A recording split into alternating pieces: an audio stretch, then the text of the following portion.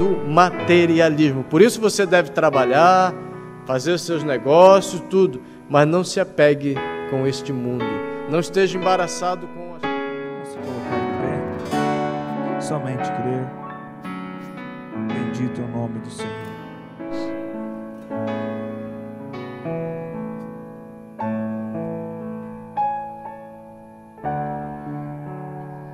Glória a Deus. Louvado seja Deus.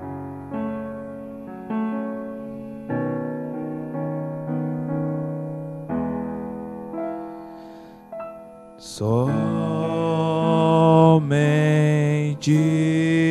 crer. Glória a Deus. Somente crer. Tudo é possível. Somente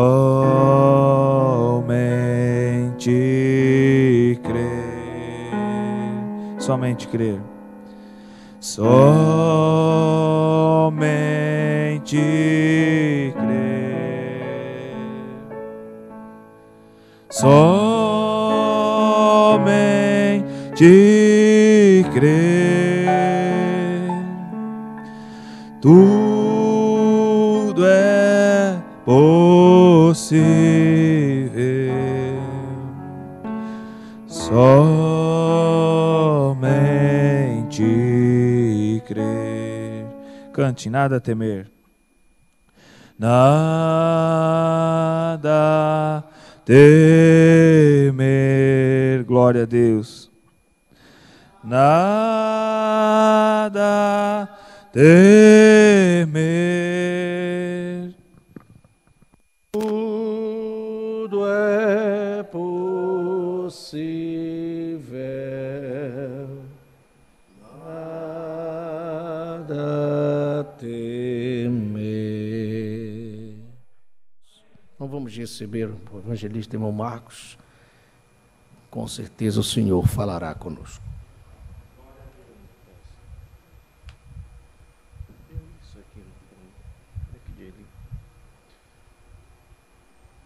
Que Deus abençoe cada irmão. Vamos abrir a palavra em Apocalipse capítulo 3. Começando do verso 14. Ao anjo da igreja que está em Laodiceia escreve: Isto diz o Amém, a testemunha fiel e verdadeira, o princípio da criação de Deus. Eu sei as tuas obras, que nem és frio nem quente. Oxalá foras frio ou quente, assim porque és morno e não és frio nem quente.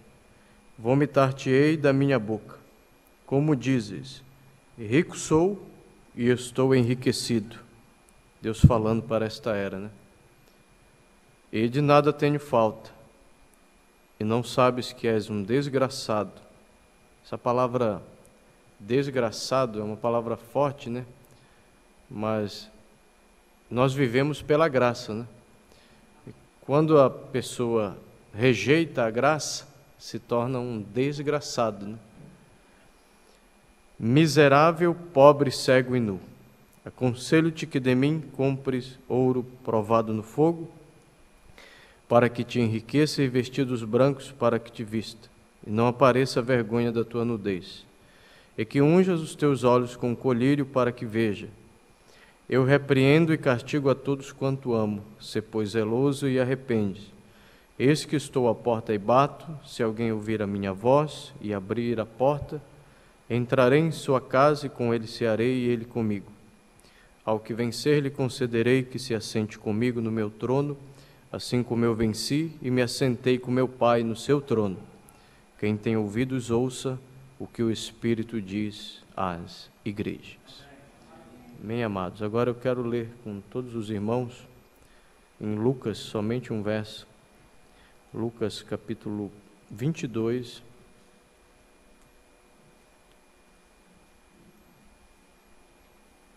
Lucas 22.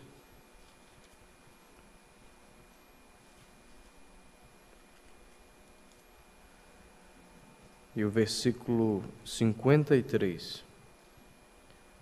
Lucas 22, versículo 53. Eu quero que você leia comigo esse versículo para fazer uma base. E no final você vai saber o porquê desse versículo e desta era em que nós estamos vivendo. Lucas 22, 53. Vamos ler todos?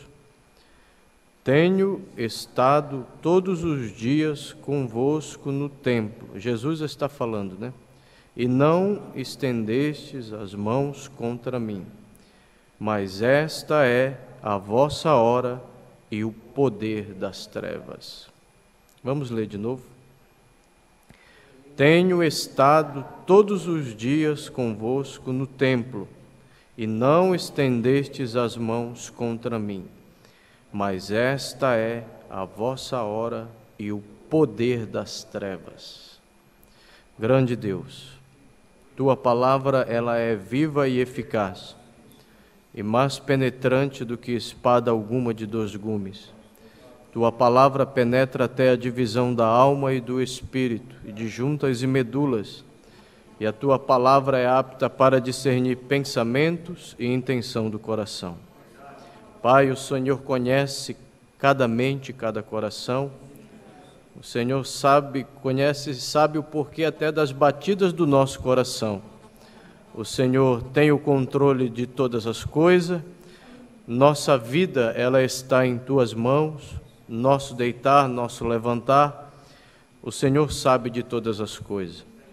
E nós estamos aqui como filhos teus, porque amamos a tua palavra, amamos a mensagem que o Senhor enviou para este tempo, e sabemos que quando o Senhor reúne um povo, o Senhor não reúne em vão.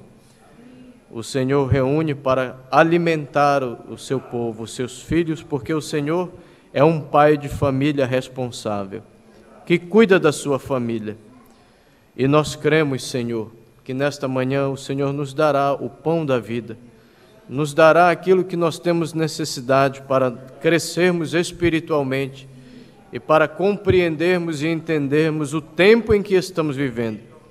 É um tempo terrível, Pai, mas como diz o profeta, também é um tempo glorioso, Pai, porque é neste tempo que o Senhor revela a Tua palavra, é neste tempo em que a palavra será manifestada, é neste tempo que haverá o poder da palavra falada, é neste tempo que o Senhor dará a fé suprema para a hora suprema, Pai. Então, meu Deus, me ajude para que eu possa ajudar os meus irmãos. E unge, Senhor, tudo aquilo que sairá dos meus lábios, que eu não venha falar nada que é contrário à Tua palavra, que eu não venha falar nada que é contrário a esta mensagem, Pai, mas tudo que eu venha falar esteja de acordo com a Tua palavra, esteja de acordo a esta mensagem, Pai, e que o Teu recado seja dado nesta manhã a Teus filhos, Senhor, e que o inimigo seja envergonhado, e que o Teu nome seja glorificado, Pai, e que possamos sair daqui alimentados, e que cada um, Senhor, saia daqui com a sua porção. É o que nós pedimos a Ti, Pai Santo, no nome de Jesus, aquele que vive e reina para todo sempre. Amém, Senhor. Amém, amado. Sentai-vos.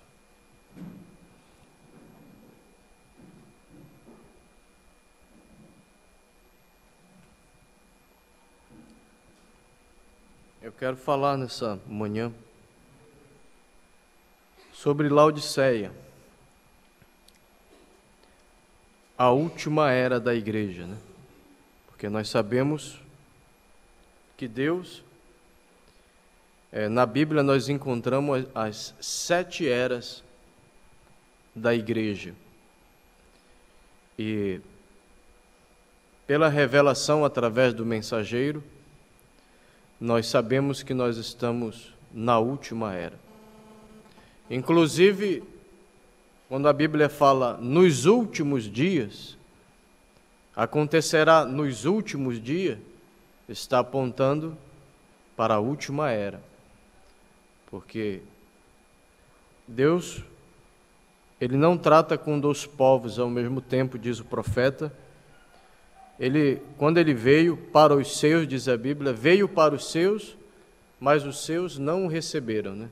Esses seus aí eram os judeus. Eles não receberam o Messias. Mas a Bíblia diz, mas a todos quantos o receberam, deu-lhes o poder de serem chamados filhos de Deus, aos que creem no seu nome. Então, os judeus rejeitaram o Messias, né? E, por um lado, podemos dizer graças a Deus, porque se eles tivessem aceitado, nós seríamos rejeitados. Mas eles rejeitaram e nós aceitamos o Messias, né? Então, Deus está tratando hoje não mais com uma nação, porque Ele tratava com uma nação, Israel. Agora Ele está tratando individualmente com os gentios. Gentios é tudo aquilo que não é judeu, pode ser um alemão, um francês, um brasileiro. Deus está tratando com os gentios, né? Então, na última era, na era em que nós estamos vivendo, nós vamos ver que esta era em que nós estamos vivendo é uma era escura, como aparece aqui no gráfico. Onde é que está o gráfico? Está aqui em cima. Como aparece aqui no gráfico, ela só com um pouquinho de luz, né? Laodiceia, só com um pouquinho de luz. Porque ela está escura, na verdade. Quem ilumina Laodiceia, na verdade, são os filhos de Deus. Porque o profeta disse, na mensagem Shalom, que na ausência do sol, quem ilumina a terra no natural é a lua. E na ausência do Filho de Deus, porque ele esteve aqui em carne humana, o Filho de Deus, mas ele foi assunto aos céus. E hoje ele está no ministério de Filho de Deus, mas quando ele estava no ministério de Filho do Homem aqui na terra, ele estava em carne. Mas ele subiu para trazer para a igreja o Espírito Santo, como ele trouxe lá no Pentecoste. Começou a igreja ali no Pentecoste e ela percorreu todas as eras, a verdadeira igreja. Para cada era, Deus teve um mensageiro. E quando chega na última era, nós temos também um mensageiro com uma mensagem. Por isso que você não pode ter medo de falar do mensageiro da era, porque não existe mensagem sem o mensageiro. Você não pode falar de Noé, não pode falar do dilúvio sem falar de Noé. Você não pode dizer que um dia Deus tirou o povo do Egito sem mencionar Moisés. E você não pode dizer que Deus, nesta era, restaurou todas as coisas sem mencionar o Elias desta era. Porque a Bíblia diz em Mateus 17:11, Elias virá e restaurará todas as coisas. Para este tempo agora, é o pior de todos os tempos, é uma era escura, é uma era que está em trevas, mas quem está iluminando a Laodiceia? A Bíblia diz que nós somos o sal da terra e a luz do mundo, aleluia. Então você está iluminando Laodiceia, porque ela está escura. Essa era está escura, essa era, ela se esqueceu de Deus, por isso você vê o carnaval agora que passou, né? O Brasil parar para uma festa profana. Se isso não é uma amnésia espiritual, o que é então? Se isso não vai trazer consequência para o Brasil, só espera. Porque gasolina já está cara e a presidenta quer aumentar mais ainda, imposto está subindo, inflação está subindo, as coisas não estão bem, irmão, aqui não, na política, muito menos na religião. A única coisa que vai bem aqui na terra é a palavra de Deus, a mensagem da hora. Isso vai bem, mas a política, a religião, isso vai mal, está cada vez pior. Porque à medida, diz o profeta, que a vinda de Jesus vai se aproximando, o mundo vai ficando cada vez pior. E a pressão em cima de nós vai aumentando mais. Por isso você tem que vir na igreja, porque é aqui na igreja que você deixa escapar a pressão. lançando sobre ele toda a vossa ansiedade, porque ele tem cuidado de vós. Então não tenha medo de nada, porque esta era é a era dos medrosos.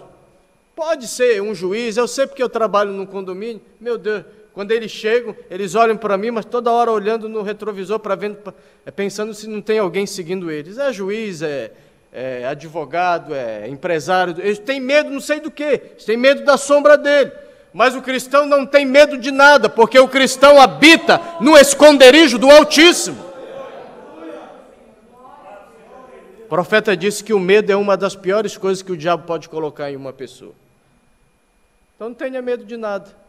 Não tenha medo de perder emprego, não tenha medo que teu filho vai se perder, que a tua filha, não tenha medo de nada. Coloque tudo nas mãos de Deus. Esse é o ponto principal. Eu sempre tenho eu tenho no meu coração que isso eu faço como se fosse um lema na minha vida. Eu não me encrencar com Deus. Porque o problema dos seres humanos é que estão sempre encrencados com Deus, né? Encrencados mesmo. Quando que eles estão encrencados? Por causa do pecado. O salário do pecado é a morte, é a separação. Aí a pessoa já sabe que está encrencado com Deus, então, aí mesmo eles se atolam no lamaçal do pecado como o porco. Quando ele vê uma lama, diz o profeta, você pode dar um banho nele, né, irmão Fábio? Pode pegar o porco, dar um banho nele, pode ser aquele leitão bem bonitão. Você dá um banho nele, passa perfume nele, deixa ele bem bonitinho. Mas solta ele perto de uma lama para ver se ele vai conservar aquele perfume que colocaram nele. Ele vai se atolar, porque essa é a natureza do porco, né? Quando a pessoa está no pecado, ela está com essa natureza. Mas o que Deus faz? Muda a natureza das pessoas, né? Por isso Jesus disse, é necessário nascer de novo. E quando você nasce de novo, você deixa de lado tudo que é do mundo, todo o lamaçal do pecado, e se torna uma nova criatura em Cristo Jesus. Agora, amados, Laodiceia. Vamos ver um pouco aqui o que é esta era. O nome Laodiceia significa direito dos povos. Você já prestou atenção que todo mundo quer ter direito nessa era? Todo mundo briga pelos seus direitos. É o nome Laodiceia, é a influência da era. É muito comum, foi dado a diversas cidades em honra a senhoras da realeza assim chamada. Esta cidade era uma das cidades politicamente mais importantes e financeiramente mais próspera na Ásia Menor. Eu vou ler aqui sobre a Laodiceia natural, que era uma cidade na Ásia Menor. Você vai ver que, na leitura, você vai ver que a Laodiceia natural representa a Laodiceia espiritual em que nós estamos vivendo, a era. Enorme quantidade de bens eram legados à cidade por cidadãos proeminentes. Era a sede de uma grande escola de medicina. Sua gente distinguia-se nas artes e nas ciências. Não é como é hoje? Era frequentemente chamada a metrópole, porquanto era a sede de condado para outros 25 cidades. O deus pagão ali adorado era Zeus. Veja bem, a comparação que o profeta faz. Na realidade, esta cidade foi outrora chamada Diópolis, cidade de Zeus, em honra ao seu Deus. No quarto século, um importante concílio eclesiástico foi realizado ali. Frequentes terremotos finalmente causaram o seu completo abandono. Ela foi destruída por terremotos, e essa era será também destruída por terremotos. Não por terremotos só, mas por pragas que estão na palavra. Mas quando isso acontecer, a noiva estará nas bodas do Cordeiro. Quão apropriadas eram as características desta era para representar a era em que vivemos agora. Por exemplo, eles adoravam um deus, Zeus, que era o chefe e o pai dos deuses. Isto prognosticou a premissa religiosa do século de um Deus do século XX, de um Deus pai de todos nós. Quem é que diz que é o pai de todos nós, né? O Papa. que estabelece a fraternidade do homem e está agora mesmo juntando os protestantes, os católicos, os judeus, os hindus, etc. O profeta profetizou o que ele estaria fazendo nessa era agora, com a intenção de que uma forma mútua de adoração aumentará nosso amor, compreensão e cuidado uns pelos outros. Os católicos e protestantes estão agora mesmo lutando por isso, e realmente estão ganhando terreno nesta união, com a reconhecida intenção de que todos os outros seguirão. Esta mesma atitude foi observada na Organização das Nações Unidas, quando os líderes mundiais recusaram-se a reconhecer qualquer conceito individual de adoração espiritual, mas recomendaram deixar de lado todos esses conceitos distintos, com a esperança de que todas as religiões se nivelem em uma só. O mundo está indo para isso, amado. Essa igreja que controla o mundo, ela já tem o poder político na mão, o poder religioso na mão. Ela só está trabalhando para ter na mão o poder econômico, para unir todas as igrejas. Só não vai unir a noiva do Cordeiro, que a noiva do Cordeiro tem um profeta. A Bíblia diz que foi através de um profeta que Israel saiu do Egito. E é através de um profeta que a noiva sai também do Egito, do mundo, da bagunça, da organização, com a esperança de que todas as religiões se nivelem em uma só, porque todas aspiram os mesmos objetivos. Todas têm os mesmos propósitos e todas são basicamente corretas. Note, o nome Laodiceia, direito do povo, justiça dos povos. Será que já houve uma era como a era da igreja do século XX? Todas as nações levantando-se, exigindo igualdade social e financeiramente? Esta é a era dos comunistas, onde todos os homens são supostamente iguais, embora sejam assim apenas na teoria. Esta é a era dos partidos políticos que se denominam democratas cristãos, socialistas, comunidade cristã, etc. Segundo nossos teólogos liberais, Jesus foi um socialista, e a igreja primitiva, sob a direção do Espírito, praticava o socialismo. E por conseguinte devemos fazer isso. Quando os antigos chamavam Laodiceia de metrópolis, eles estavam antecipando o governo mundial, único que agora estamos estabelecendo. Quando pensamos nessa cidade como sendo o local de um grande concílio eclesiástico, vemos prenunciando o movimento ecumênico que acontece hoje, no qual muito em breve veremos todos os assim chamados cristãos se ajuntarem. De fato, a igreja e o Estado, religião e política estão se unindo. O joio está sendo atado, o trigo logo estará pronto para o celeiro. Aleluia! Era uma cidade de terremotos e tamanhos terremotos que finalmente a destruíram. Esta era terminará com Deus sacudindo o mundo inteiro, que saiu a fazer amor com a velha prostituta. Não desmoronarão apenas os sistemas mundiais, mas a própria terra será sacudida e depois renovada para o reino milenial de Cristo.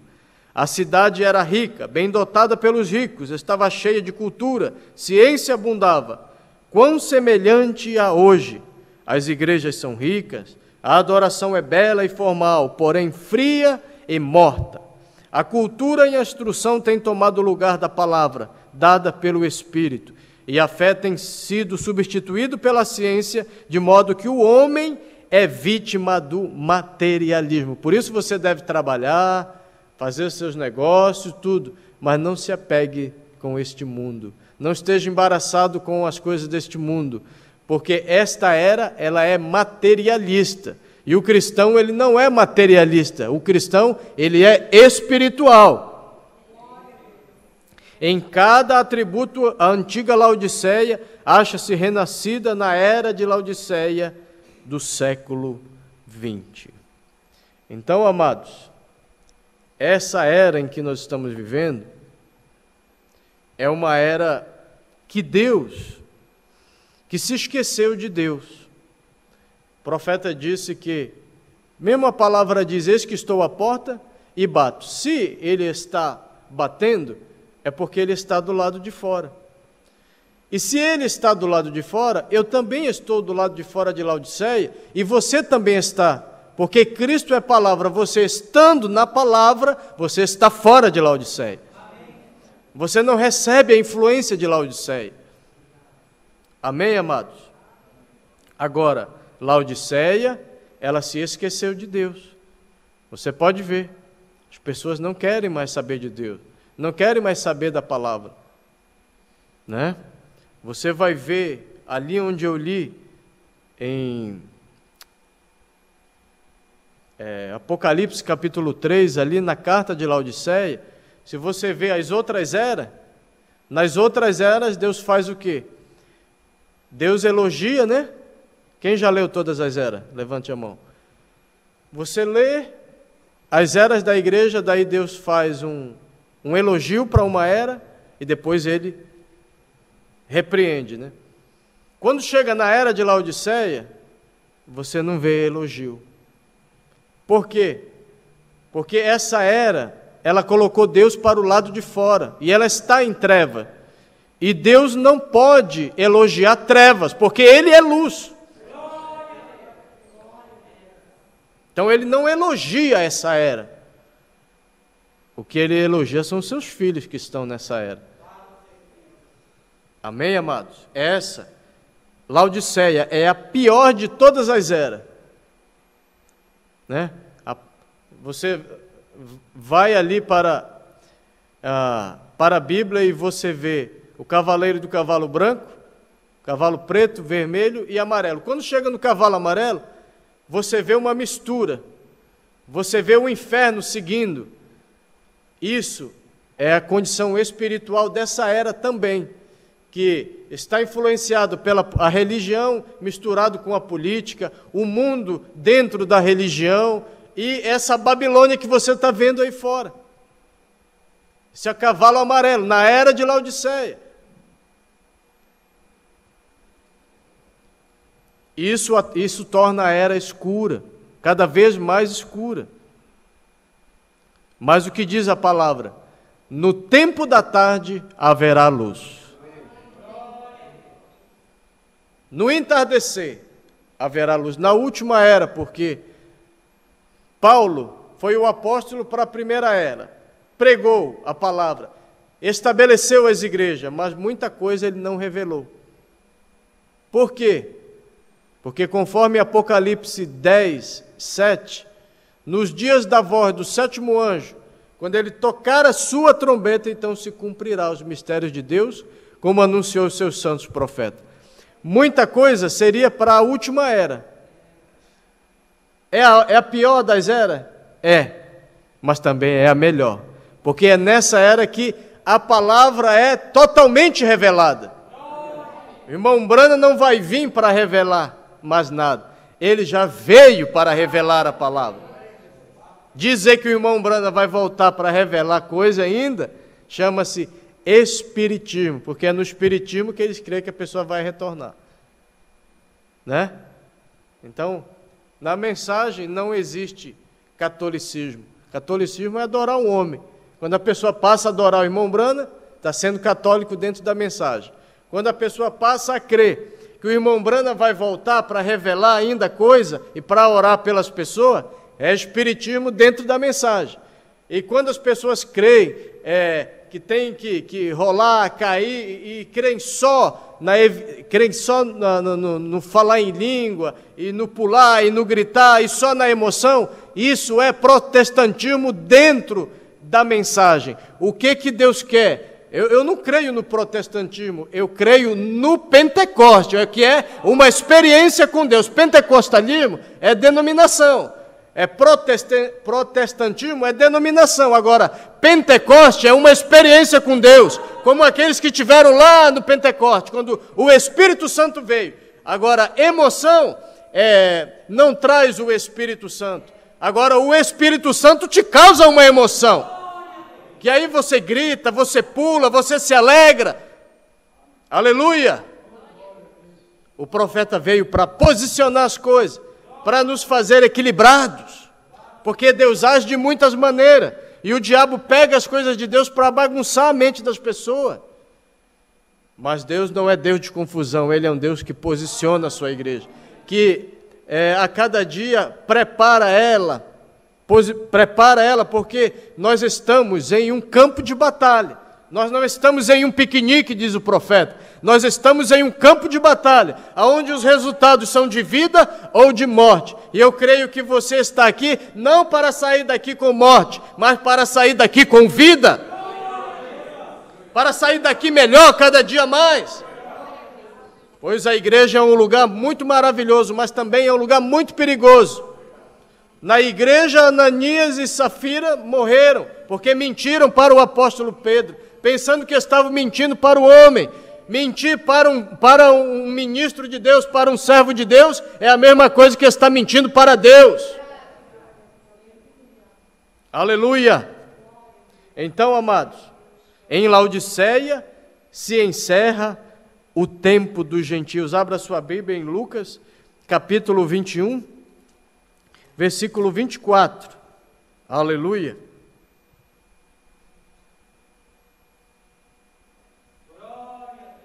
O que é o tempo do gentio? Quando termina o tempo do gentio? Quando termina a era. Quando termina a era de Laodiceia. Né? Você fala para as pessoas assim, você crê em profeta? Aí a pessoa diz, eu até creio. Mas os profetas duraram até João. Aí você diz, muito bem, os profetas da lei duraram até João. Mas você sabia que nós não estamos na lei, nós estamos na graça? E a Bíblia diz, a lei veio por intermédio de quem? De Moisés. A graça e a verdade vieram por Jesus Cristo. Ele é o primeiro profeta da graça. Agora, o último profeta chama-se William Marion Branham, que veio para preparar uma noiva da última era. Aí, quando essa noiva sumir, termina a dispensação da graça. Aleluia!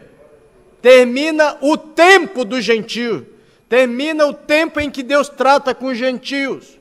Porque, na verdade, já era para Jesus ter voltado. Nenhuma dessas mensagens aí, o profeta disse que já era, que a vinda de Jesus está atrasada. Acontece que Deus está atrás do último eleito. Quando esse último eleito entrar, então estaremos nas bodas do Cordeiro.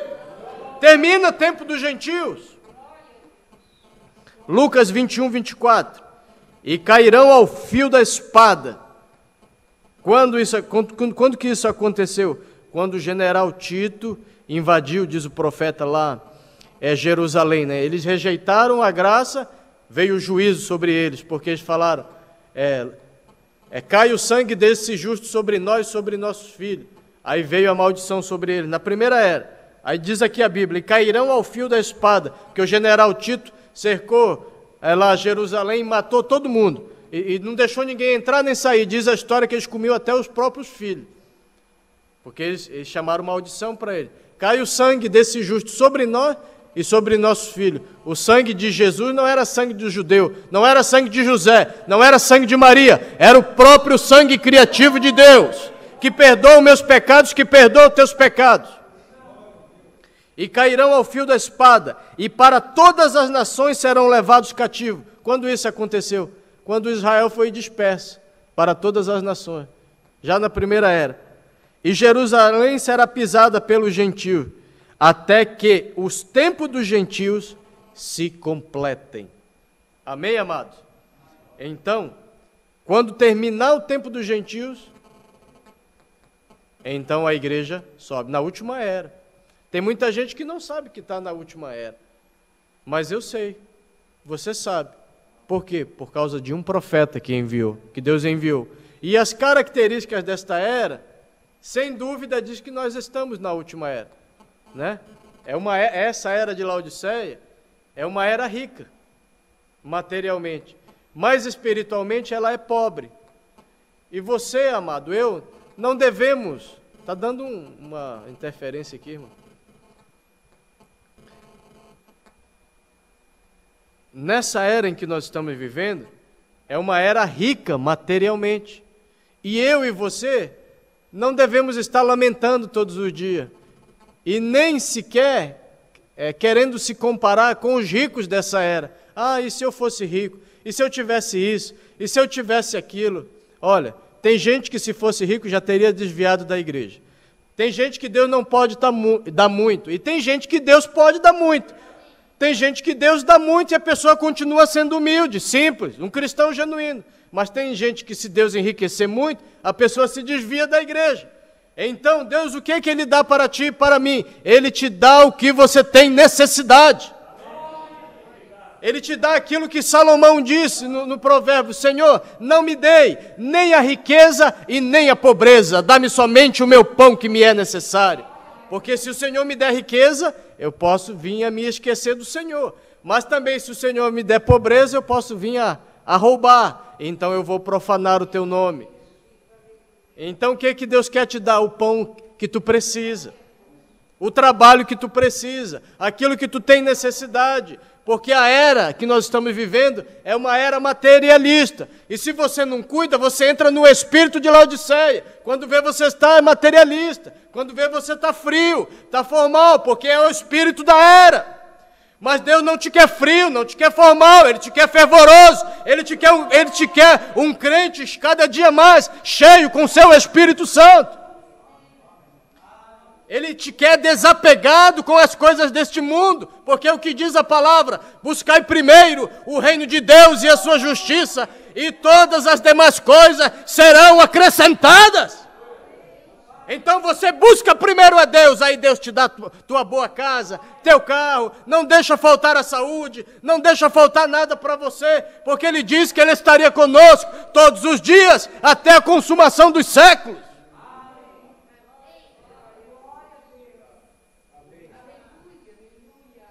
Aleluia! Se você não cuida, você fica materialista.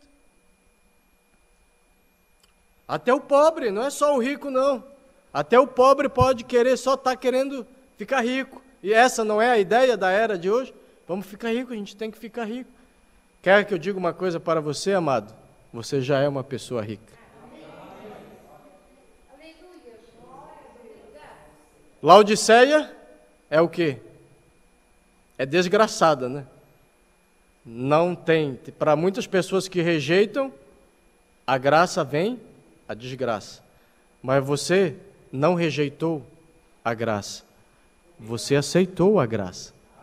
Que essa mensagem é graça também, é misericórdia.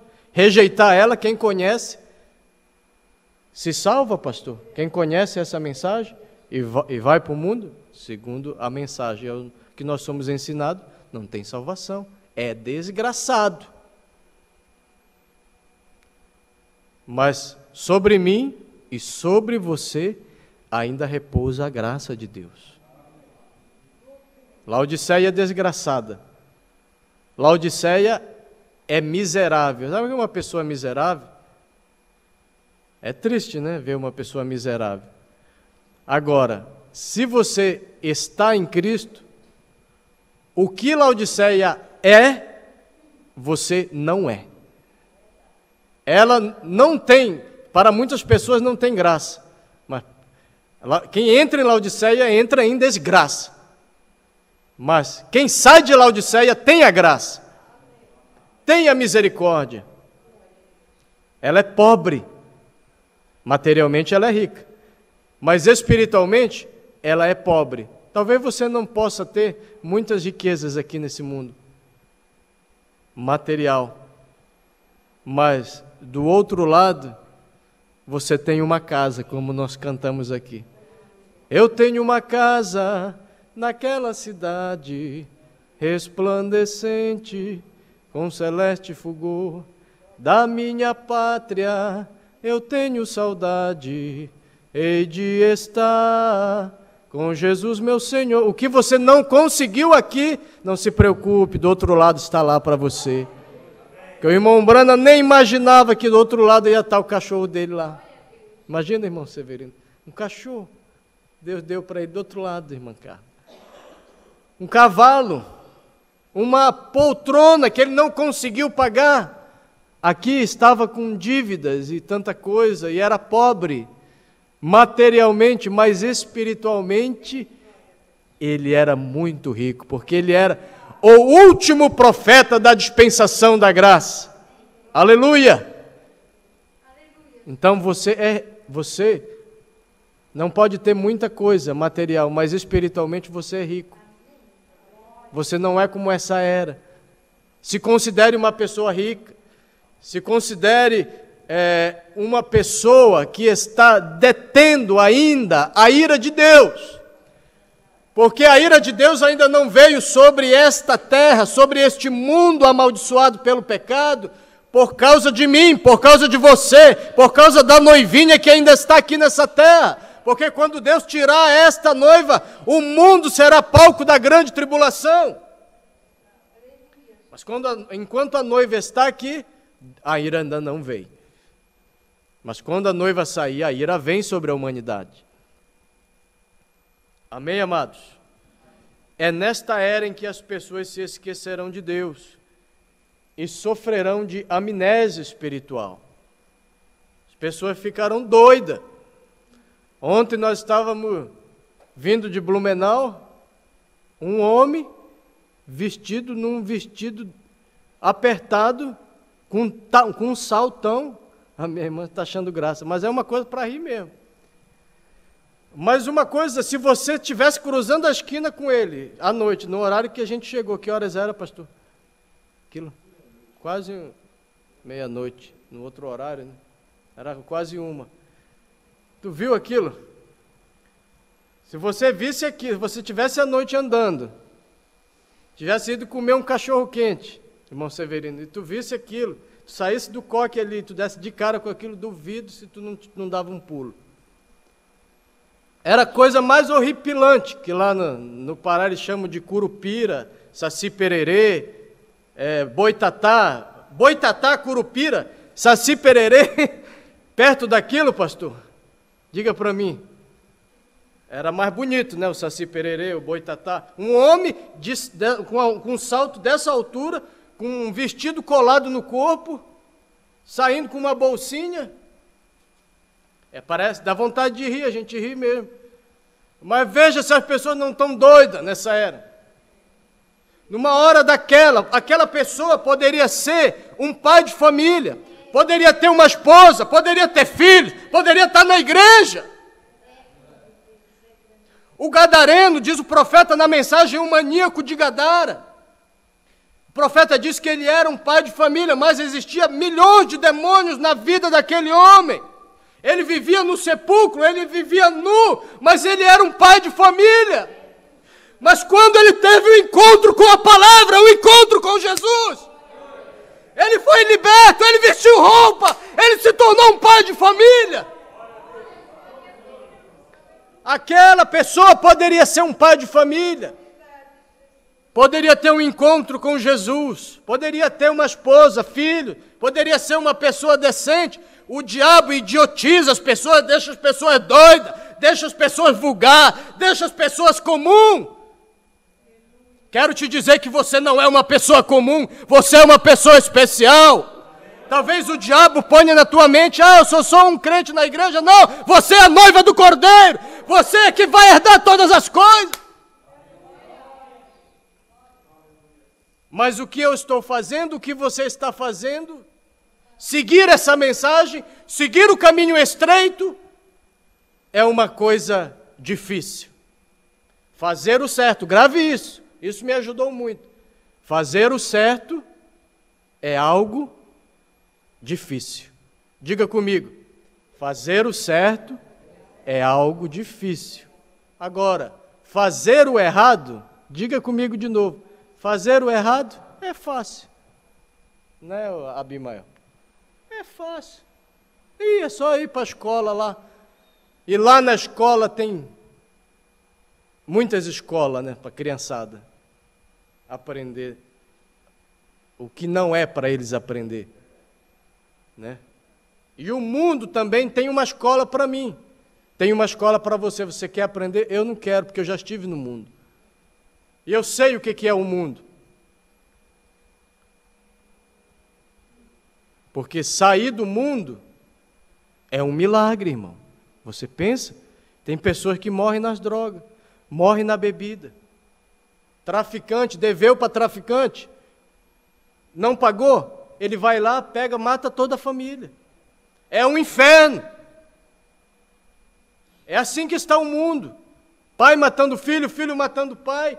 Por quê? Porque tudo também é consequência. Não pense, como o pastor falou ontem lá em Blumenau, não pense que com esse carnaval vai tudo bem para o Brasil. Sim, senhor. Não, vai tudo mal para o Brasil. Está indo tudo mal. A política vai mal, a religião vai mal. A única coisa que vai bem é isto aqui, a palavra, a mensagem da hora, a nossa vida espiritual.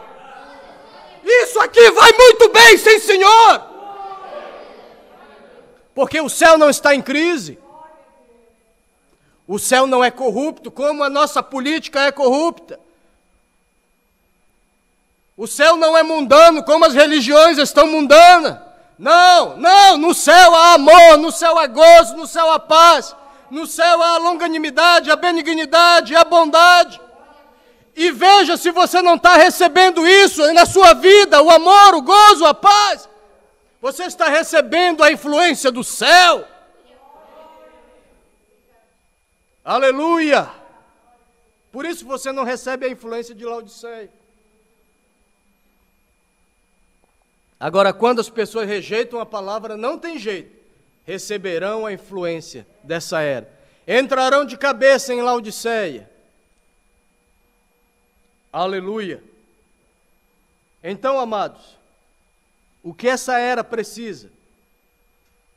Segundo o Apocalipse capítulo 3, do verso 17 ao 19, o conselho de Deus para esta era e para aqueles que estão nessa era é: aconselho-te que de mim compre ouro provado no fogo. O profeta disse que ouro provado no fogo é o caráter de Cristo na sua igreja. E outra coisa, se você não está sendo provado, cuidado. Que o profeta disse: se o diabo não está te perseguindo, é porque ele já te pegou. Então, cuidado. Melhor que ele te persiga, porque toda vez que ele te perseguir, toda vez que você estiver passando por prova, lembre-se, Deus está aperfeiçoando o teu caráter. Deus está tentando tirar de você coisa que você pensa que você não consegue vencer.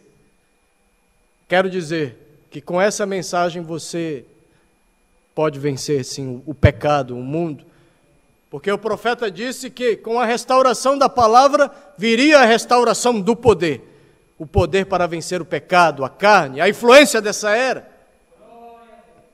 O que Jesus está buscando é o caráter da igreja. Não grandes edifícios, nem grandes denominações, nem tampouco grande hall de membros. Ele prometeu reunir-se onde estiverem 2 ou 3 reunidos em seu nome. Então, se tem 2 ou 3 reunidos no nome do Senhor, Ele está ali. Aí é onde descansa a esperança do verdadeiro crente, sobre a palavra de Deus sendo vindicada. Escolha por sua palavra. Você escolhe por sua palavra? Não um grupo que ame o mundo, porque aonde o mundo está, o Espírito Santo não pode estar. Eles odeiam isso, com razão ela está divorciada dele, porque ela tem perdido sua revelação, e ela não tem revelação. A ele não lhe importa a maneira que ela atue, quanto tenha dessa porcaria mundana. O que ele anda buscando é caráter, o caráter de Cristo. Um momento, é isto, ele escolhe sua noiva para que ela reflita o seu caráter, aleluia. É aí onde estas igrejas de hoje perdem de vista seu programa por 1 milhão de milhas, porque eles negam que isto seja verdade. Então, como pode ser? Agora ele está esperando pelo dia em que sua noiva há de ser formada, exatamente como ele foi. Tem que ser sua mesma carne, seus mesmos ossos, seu mesmo espírito, igual em tudo, perfeitamente formada. Então 2 chegam a ser 1, aleluia. Você e Cristo, eu e Cristo somos 1. Você e Cristo são 1. Até que a igreja chegue a ser isto. A palavra para esta era tem que ser moldado, ela tem que ser moldada à sua semelhança. Aqui está, mas para ela ser moldada é o ouro refinado no fogo, né? Você tem que passar por prova, por luta. O profeta diz que a menos que soframos com ele, não podemos reinar com ele. E a igreja que não está sofrendo e não está sendo provada, ela não é de Deus. Então, se o diabo joga pedra em você, joga pedra nessa igreja, faz coisas aí, faz alvoroço, faz tanta coisa, é um sinal que a palavra está sendo pregada como ela é. É sinal que o diabo está sendo incomodado. E enquanto Deus nos colocar aqui para pregar a palavra com vida, nós vamos incomodar o inferno. Porque a palavra diz, as portas do inferno não prevalecerão contra a igreja que tem a revelação. Aleluia! Mas, se você quer se purificar dessa era, então, se as provas vêm, diga, obrigado, meu Deus, por essa prova. Nós pedimos para Deus descanso e paz. Deus nos dá provas e tribulações. Claro que isso não vai ser a nuvem escura, não. A prova, irmão, você tem que entender uma coisa, que a prova é como uma tempestade, né? Vem as tempestades? Vem, mas vem o vento também para tirar a tempestade, e o sol vai brilhar. Aleluia! Não, você não vai ficar o tempo inteiro só. Imagina se o mundo fosse o tempo inteiro só tempestade, chuva, chuva, ninguém conseguiria viver. Mas vem a prova, vem a tempestade, Deus envia o vento do seu Espírito, envia a sua palavra, envia o sol da justiça para brilhar na minha vida, na tua vida. E aquela prova termina e você vive em paz com seu Deus, vive alegre, vive feliz. Mas o que está predestinado para mim, as provas que estão predestinadas para mim, para você, não tem jeito. Vamos ter que passar, mas quando passa a prova, quando veio a tempestade no barco, quase que os discípulos morrem. Mas quem é que estava no barco? Aquele que fez a tempestade parar. Quando a tempestade parou, seguiu grande bonança. Amém, amados? Então é isso que é prova. É para aperfeiçoar o nosso caráter. Agora, vestes brancas. Vamos ver o que é vestes brancas? Abra sua Bíblia em 2 Reis, capítulo 2, que você vai ver o profeta Elias e o profeta Eliseu. Nós sabemos que quando Elias subiu, ele jogou a sua capa para Eliseu. O profeta disse que Eliseu é um tipo da noiva. Quem poderia vestir essa noiva, a não ser a mensagem de um profeta, a não ser a mensagem do Elias? Agora, o Elias foi, naturalmente falando, nosso profeta morreu, mas a mensagem dele continua viva. Amém, amados? E se nós somos Eliseu, nós temos porção dobrada do Espírito que estava em Elias. Porque você acha que é fácil viver nessa era? É muito difícil. Mas se a porção dobrada do Espírito de Deus está na minha vida, está na tua vida, você vence dia após dia. Porque a vida do cristão não é de derrota em derrota. A vida do cristão é de vitória em vitória. Aleluia! 2 Reis 2. Vamos ver aqui. Sucedeu, pois, que havendo o Senhor de elevar Elias num redemoinho ao céu, Elias partiu com Eliseu de Gilgal. E disse Elias a Eliseu, fica-te aqui, porque o Senhor me enviou a Betel. Porém Eliseu disse, vive o Senhor e vive a tua alma, que não te deixarei. Assim foram a Betel. Então os filhos dos profetas que estavam em Betel saíram a Eliseu. E lhe disseram, sabes que o Senhor hoje tomará o teu senhor por cima da tua cabeça? E ele disse, também eu sei, calai-vos. Era gente querendo parar Eliseu. Vai ter gente querendo parar a noiva, mas a noiva não vai parar. E Elias disse, Eliseu, fica-te aqui, porque o Senhor me enviou a Jericó. Porém ele disse, vive o Senhor e vive a tua alma, que não te deixarei. E assim vieram a Jericó. Então os filhos dos profetas que estavam em Jericó se chegaram a Eliseu e lhe disseram, sabes que o Senhor hoje tomará o teu senhor por cima de tua cabeça? E ele disse, também eu sei, calai-vos. E Elias disse, fica-te aqui, porque o Senhor me enviou ao Jordão. Mas ele disse, vive o Senhor e vive a tua alma, que não te deixarei. E assim ambos foram juntos. E foram 50 homens dos filhos dos profetas e de longe para defronte. E eles ambos pararam junto ao Jordão. Então Elias tomou a sua capa e a dobrou, e feriu as águas, os quais se dividiram para as duas bandas, e passaram ambos em secos. Aleluia! Sucedeu, pois, que havendo eles passado, Elias disse a Eliseu, pede-me o que queres que te faça, antes que seja tomado de ti. E disse Eliseu, peço-te que haja porção dobrada do teu espírito sobre mim. E disse, coisa dura pediste, se me vires quando for tomado de ti, assim te fará, porém se não, se fará. Sucedeu que indo eles andando e falando, eis que um carro de fogo com cavalos de fogo os separou do outro. Que coisa que Eliseu viu, né? O sobrenatural. E Elias subiu ao céu num redemoinho, o que vendo Eliseu clamou, meu pai, carros de Israel e seus cavaleiros, e nunca mais o viu. E travando dos seus vestidos, os rasgou em duas partes. Elias, né?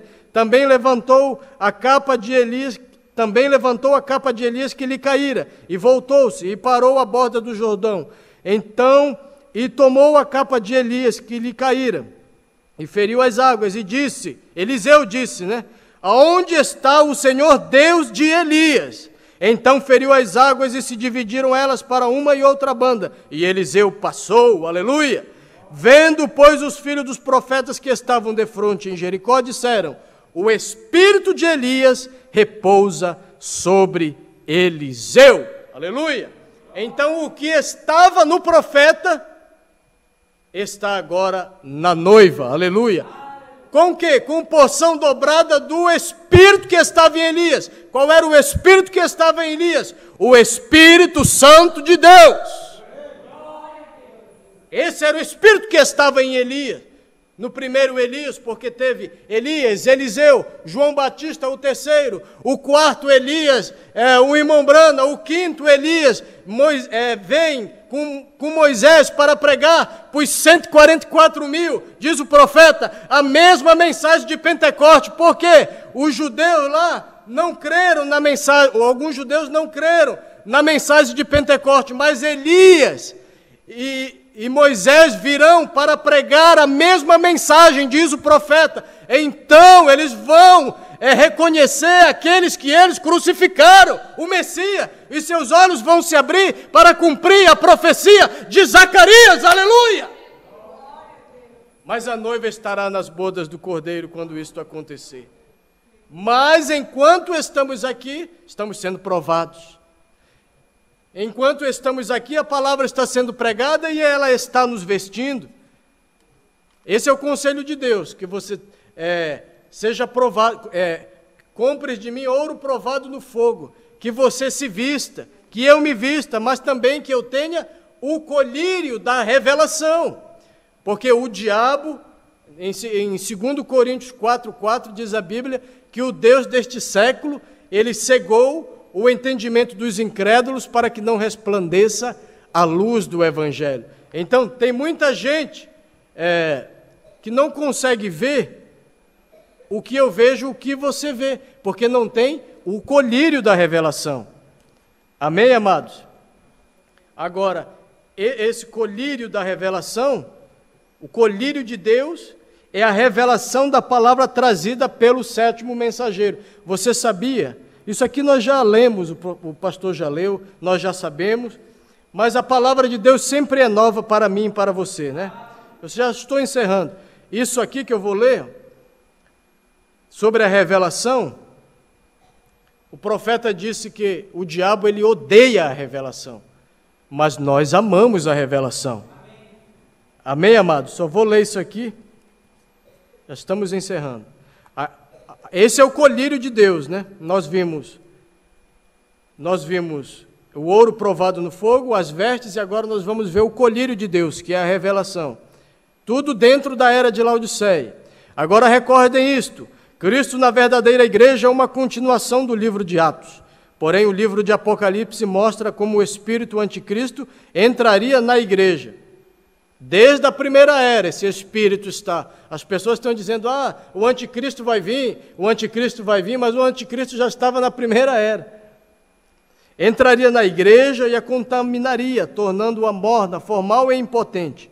Ele expõe Satanás, revelando suas obras, tentativa de destruição do povo de Deus e descrédito da palavra de Deus, até o tempo em que ele é lançado no lago de fogo. Ele combate isso, ele não pode suportar isto. O que o diabo não pode suportar? A revelação, aleluia. Ele sabe que se as pessoas obtiverem a verdadeira revelação da verdadeira igreja, e o que ela é, e o que ela representa, e o que ela pode fazer, e que ela pode fazer as maiores obras, ela será um exército invencível. Se elas obtiverem uma verdadeira revelação dos dois Espíritos, dentro da estrutura da igreja cristã e pelo Espírito de Deus discernirem e resistirem ao espírito anticristo, Satanás será impotente diante dela. Ele será tão seguramente frustrado hoje como quando Cristo resistiu a cada esforço seu para ganhar poder sobre ele no deserto. Sim, Satanás odeia a revelação, mas nós amamos, aleluia. Com a verdadeira revelação em nossas vidas, as portas do inferno não podem prevalecer contra nós, mas nós prevaleceremos sobre elas. Então, amado, isso nós temos dentro da igreja de Laodiceia. O conselho de Deus, o mundo não quer, mas o conselho de Deus nós queremos. Nós vamos passar pelo fogo, nós vamos ser provados, mas Deus vai nos vestir com a sua palavra, com a mensagem da hora. Nós temos o colírio, que é a revelação que eu acabei de ler. Para que tudo isso? Para deter o que nós lemos lá no começo. Para deter o poder das trevas. Porque nós não lemos em Lucas o poder das trevas? A igreja revelada resistirá ao poder das trevas. Abra sua Bíblia em Isaías, capítulo 1 e 2. Olha o que diz a palavra. Levanta-te e resplandece agora, porque já vem a tua luz, aleluia, e a glória do Senhor vai nascendo sobre ti. Porque eis que as trevas cobriram a terra, e a escuridão os povos, mas sobre ti o Senhor virá surgindo, e a sua glória se verá sobre ti. Aleluia! Mais uma palavra para você, para eu encerrar. Lucas, capítulo 10. Como vamos resistir à Laodiceia? Como vamos resistir ao poder das trevas? Lucas 10, 19. Eis que eu vos dou o poder. Tem o poder das trevas? Tem. Mas o que Deus está dando para mim, para você nessa manhã? Eis que vos dou o poder para pisar serpentes e escorpiões e toda a força do inimigo. E nada, aleluia, e nada, aleluia, e nada, aleluia, e nada vos fará dano algum. Tem muitas trevas? Tem. Tem muito pecado? Tem. Mas tem muito Espírito Santo para mim e para você também. Aleluia. E porção dobrada do Espírito de Deus. Assim você vence. Assim eu venço. Se coloque de pé, amados.